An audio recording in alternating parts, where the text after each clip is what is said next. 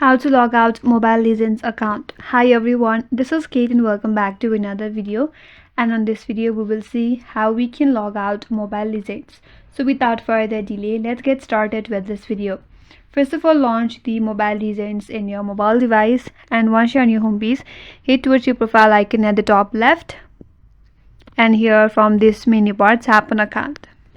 Once you land on here, if you are logged in with your Moonton account, TikTok account, Google or Facebook or WhatsApp, so if you want to log out in switch account, all you have to type on switch account from your left hand side.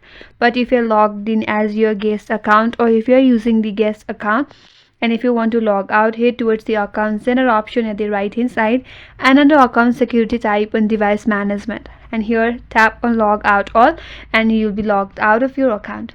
And that's all for today's video. Hope this video was helpful, and if you're new to our channel, consider subscribing. Thank you for watching and stay tuned for more videos.